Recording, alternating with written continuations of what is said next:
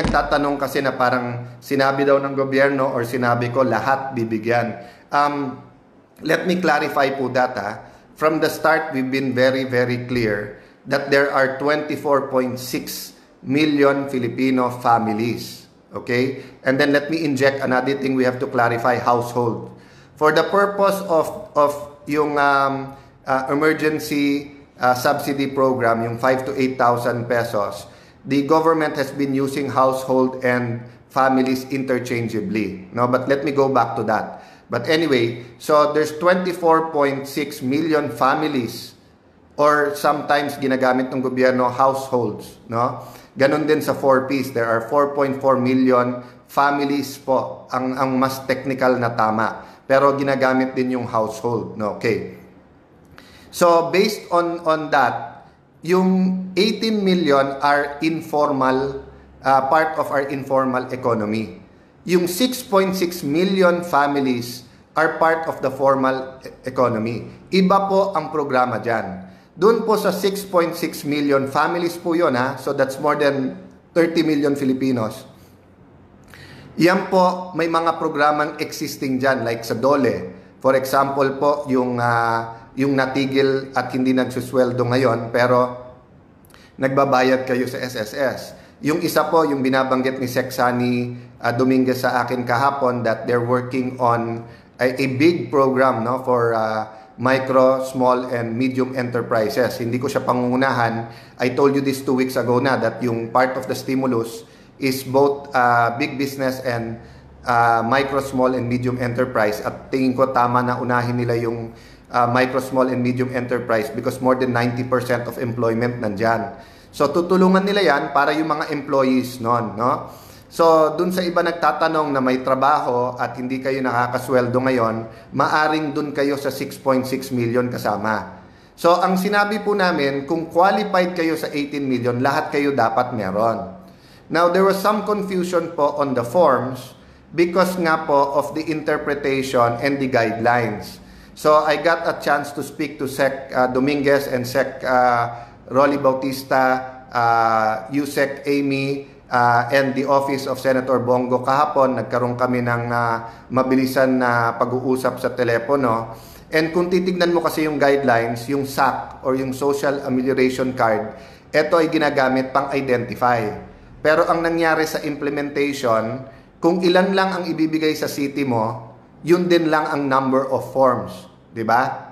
So, going back to the household, no? Kung titignan nyo po sa dictionary, ang nakalagay po ng meaning ng household, it's number of people in a house and measured as a unit, no? Other definitions is yung laman ng bahay, pero halimbawa, sabay kayo kumakain or preparation and everything. So, to give you context, hindi po lingid sa kaalaman ng Department of Finance at ng economic team that in fact, in the Philippines, lalo sa highly urbanized, maraming pamilya sa isang bahay.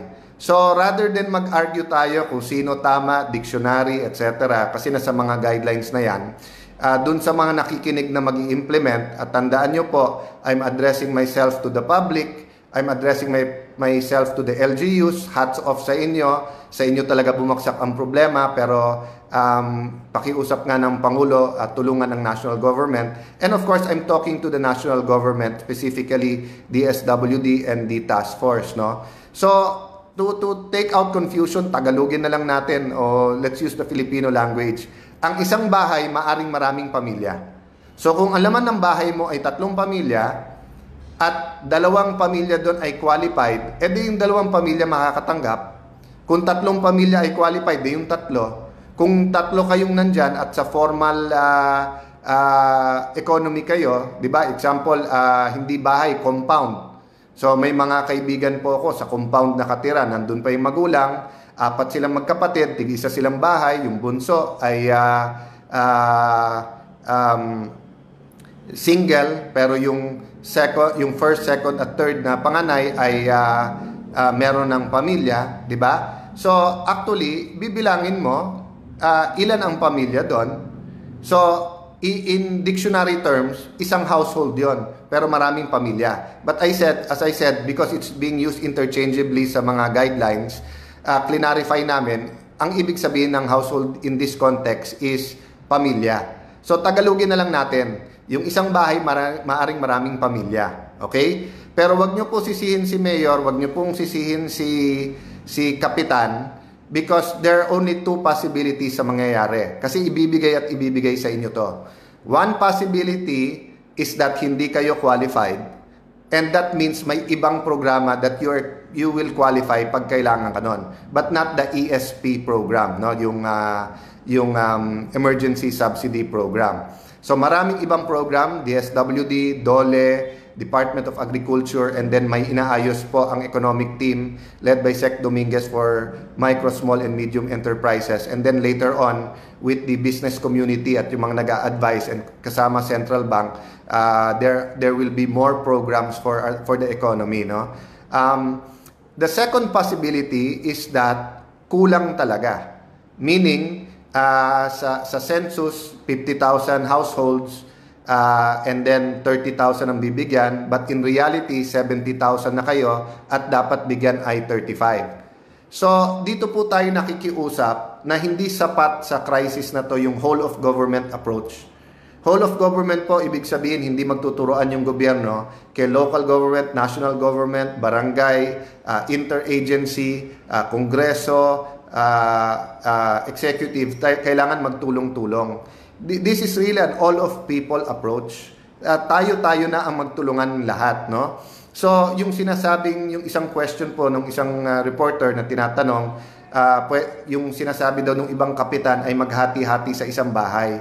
This may be a creative way to help and get you the help muna.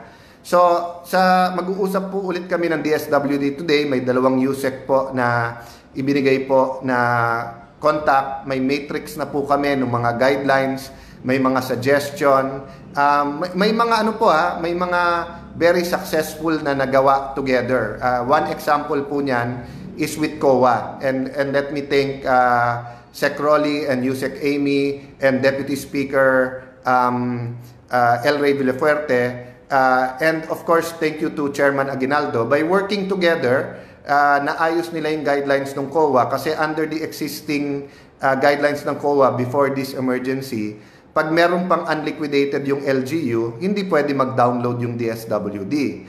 Pero kung hihintayin natin yan, meron mga LGU o marami, hindi mada-download yung ESP or yung Emergency Subsidy Program.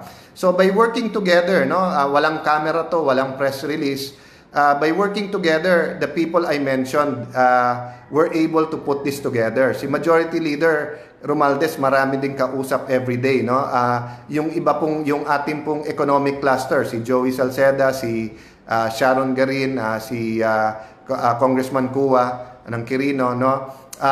All of them are working. Si Chairman Yap with Deputy Speaker Pulong, si Deputy Speaker Loren Legarda, no? So hindi ko na ma-mention lahat, pero walang cameras, walang press release, nakikipagtulungan. Another thing that we got done with DSWD is sa mga LGU ngayon, nauna na yung download ng pera kahit inaayos nyo pa yung forms and identification.